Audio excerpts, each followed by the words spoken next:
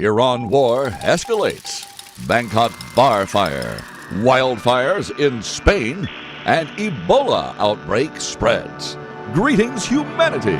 Let's grok the news. We cover the world's headlines, but first, a deep dive into the most important story in the world today. Dateline, Tehran. The United States and Iran edged closer to full-scale war as American forces launched fresh strikes on Iranian military targets and enforced a naval blockade of Iranian ports. President Donald Trump warned that attacks would continue until Tehran agrees to negotiations. He specifically threatened to target power plants and bridges. Iran responded aggressively. The Islamic Revolutionary Guard Corps claimed missile strikes on U.S. bases in Bahrain, Kuwait, and Jordan. Tehran declared the Strait of Hormuz closed to unauthorized vessels and threatened to halt all Middle East energy exports. Oil prices surged more than 10% amid the usual fears of disrupted global supply. The latest escalation followed days of tit-for-tat actions. U.S. Central Command said that the strikes have hit coastal defense systems, missile sites, and maritime facilities in Bushehr, Cha, Bahar, Jask, Kanarak, Abu Musa, and Bandar Abbas. The 5-hour operation aimed to degrade Iran's ability to threaten commercial shipping. Trump, speaking from the White House, said the U.S. would keep pressure on until Iran returns to talks. He backed away from an earlier threat of a 20% cargo fee on vessels transiting the strait in exchange for major investment in America, but left open the possibility of ground troops. Secretary of State Marco Rubio said that the U.S. seeks a diplomatic off-ramp, but will not tolerate attacks on shipping or allies. Iranian Foreign Minister Abbas Araghchi called the blockade an act of war and vowed a strong response. He accused the U.S. of aggression after Iranian vessels were allegedly hit near the strait. Regional allies expressed alarm. Saudi Arabia and the UAE called for de-escalation while quietly bolstering defenses.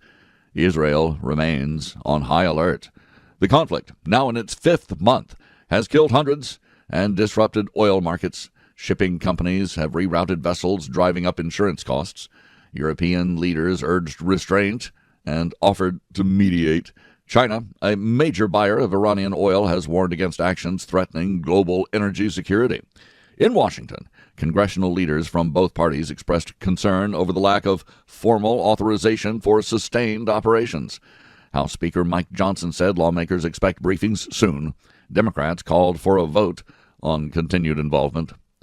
Military analysts say the blockade aims to strangle Iran's economy, but does risk wider confrontation. U.S. naval assets in the region include 2 carrier strike groups. Iran's missile arsenal remains a threat, despite the recent strikes. On the ground, Iranian-backed militias in Iraq and Syria increased rocket fire toward U.S. positions. Casualties remained limited. Tensions run high. The Pentagon confirmed no U.S. casualties in the latest exchanges. Economists warn prolonged disruption could push global inflation higher. Energy analysts project that oil could exceed $100 a barrel if the strait stays closed. Trump says he wants peace, but will not accept Iranian aggression. He reiterated that any deal must include Tehran abandoning nuclear ambitions and support of their proxies. Iranian officials dismissed the demands as unacceptable. The coming days will test whether diplomacy can prevail or if the region slides into broader warfare. For now, both sides appear dug in. Well, this observer has said this before. It may bear saying again. This conflict, this war, will not end until the Iranian hardliners end. I'm Robert Gardner, using GROK each weekday to truthfully summarize the news, and you get my opinion as you just heard. We review a roundup of the most critical reports in the world right after this. M.S. Gardner, my wife, is author of Wolf's Bane. It's a dark, serious, modern take on an old fairy tale. It's a page-turner, a Southern Gothic story for adults. Wolfsbane, available now at thecuriousauthor.com or amazon.com. Now, let's grok the news with headlines from around the world. Dateline Bangkok, Thailand. A devastating fire tore through a popular music bar in Bangkok's Chatuchak district early Monday, killing at least 30 people and injuring more than 70 others. Many victims were young adults enjoying a night out. Officials suspect negligence, with reports of blocked exits and flammable decorations contributing to the rapid spread of the fire. The Thai Prime Minister visited the scene and promised stricter safety inspections for nightlife venues. Rescue teams continue searching for missing individuals. This tragedy has sparked calls for immediate nationwide fire code reforms.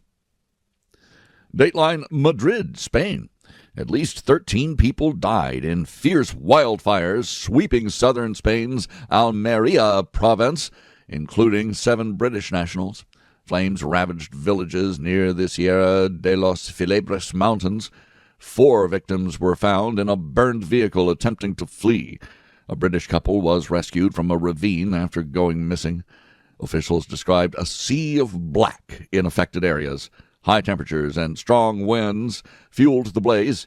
Emergency services evacuated thousands as containment efforts continue. Dateline Kinshasa from the Democratic Republic of the Congo. The Ebola outbreak caused by the Bundibugyo virus has now surpassed 2,000 confirmed cases, with more than 750 deaths. The World Health Organization has declared it a public health emergency of international concern. Cases have spread to multiple provinces now and crossed into Uganda. Insecurity, and limited vaccines are complicating the response. A U.S. citizen tested positive. Health workers have urged faster international support to contain the fastest-growing Ebola outbreak on record. Dateline Kiev. Ukrainian forces struck 14 Russian vessels, including ferries and oil tankers, in the Sea of Azov overnight. The operation is part of a campaign hitting over 90 vessels recently to isolate occupied Crimea. Fuel shortages now grip the peninsula. Strikes targeted logistics routes that Russia uses to bypass sanctions. Ukrainian officials say the goal is to degrade Moscow's ability to sustain operations in southern Ukraine. Russia has vowed retaliation. More on that later. Dateline Tokyo. Japan has strengthened defense cooperation with Indonesia and the Philippines this week. Defense Minister Shinjiro Koizumi has signed pacts and joint exercises aimed at countering Chinese assertiveness in the South China Sea. Tokyo lifted a decades-old ban on lethal weapons exports. The move signals growing Japanese security engagement in Southeast Asia. Analysts say the partnerships enhance regional stability amid rising tensions. Dateline Baghdad, Iraq. Iraqi authorities have seized large amounts of gold and millions in cash from various officials in a major anti-corruption operation. The raids targeted high-level figures accused of embezzlement. Prime Minister Mohammed Shia al-Sudani has called it a decisive step against graft. Citizens welcomed the action, but demanded more transparency. The operation comes amid efforts to rebuild public trust in government institutions. Dateline Beijing. Typhoon Bavi has battered eastern China and Taiwan, bringing heavy rains and strong winds, injuring more than 130 people. Flooding disrupted transportation and power supplies in several provinces. Authorities evacuated thousands from vulnerable areas. The storm weakened as it moved inland, but left significant damage. Meteorologists warn of lingering risks from landslides and flooding in the mountainous regions. Dateline Kiev. President Volodymyr Zelenskyy has announced plans to replace Prime Minister Yulia Syrydenko and implement broader cabinet changes. He said new appointees will focus on implementing international agreements, including joint production of Patriot air defense systems. The reshuffle aims to strengthen wartime governance and economic reforms. Zelenskyy emphasized unity as the war with Russia continues. Dateline Pamplona, Spain. A chaotic bull run during the San Fermin Festival left 13 injured, including one runner who was gored in the face. The traditional event drew large crowds despite safety concerns. Emergency services treated victims on site. Organizers said that the bulls behaved normally, but the crowds were dense. The festival continues with heightened security measures after recent similar incidents. Dateline, Manila, the Philippines. Police are hunting suspects in the shooting death of a U.S. marine biologist in Subulan. The victim was conducting research when attacked. Officials offered rewards for information. The incident highlights security challenges in some rural areas. The U.S. Embassy expressed concern and offered assistance. Local leaders called for swift justice to protect researchers and tourists. Dateline, Jakarta, Indonesia. The government's decision to cut its free meals program has left kitchen operators uncertain about their future. Many small businesses relied on the initiative for steady income. Officials cited budget constraints. Critics say the move hurts vulnerable families. Protests erupted in several cities demanding restoration of the funding. The program was a flagship effort to combat child malnutrition. Dateline, London, in the United Kingdom. Former politician and television personality Anne Widdecombe was killed in what police described as a targeted attack. The 78-year-old conservative figure was found dead at her home. Investigators are pursuing leads on the motive. Colleagues expressed shock and called for a thorough inquiry. Widdecombe was known for outspoken views on social issues during her long public career. In this observer's opinion, it wasn't long enough. Dateline, Bridgetown, Barbados. Caribbean leaders renewed calls for slavery reparations from former colonial powers and an end to remaining territorial arrangements. The gathering highlighted economic disparities linked to historical injustices. Britain and other European nations face growing pressure. Activists presented evidence of lasting impacts. Discussions focused on legal pathways and development aid. This observer, as you might guess, thinks that the entire idea of reparations for historical events long past, well, that's just ridiculous. Just ridiculous. Dateline, Pretoria. South African soccer player Jaden Adams, who competed in the World Cup, died at the age of 25. The sports minister confirmed the news. Tributes poured in from teammates and fans. Adams was remembered for skill and sportsmanship, and the cause of death has not been released. His passing prompted calls for better athlete health support. This observer thinks he might have some notion of what happened with yet another young athlete keeling over. One wonders if he was vaccinated with certain booster shots. Dateline, Toronto, Canada. A shooting at a Toronto street festival killed 2 people, injured several others. Police described the incident as isolated, but they are investigating possible gang links. The event was well attended before the chaos erupted. Organizers have canceled remaining activities. Community leaders called for calm and increased security at public gatherings. Dateline, Paris, France.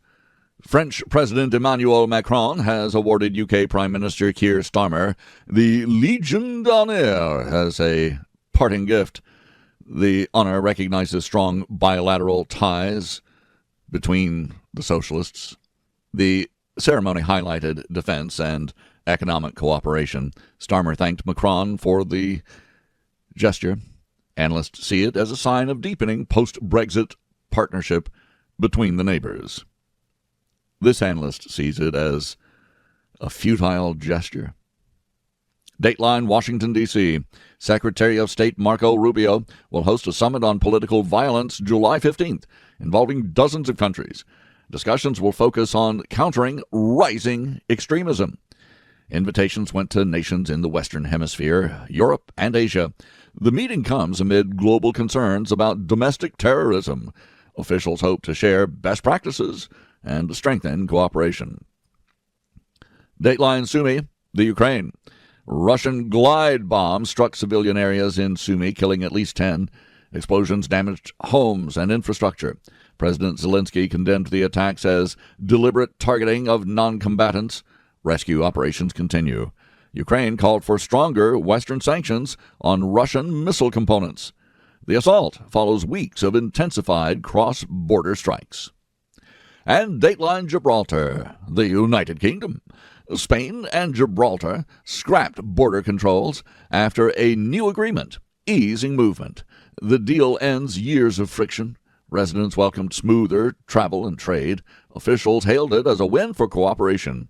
Critics worry about the security implications. The change follows lengthy negotiations between London, Madrid, and local authorities. I thank you for listening. Please join me tomorrow to once again grok the news. I'm Robert Gardner. Godspeed and God bless.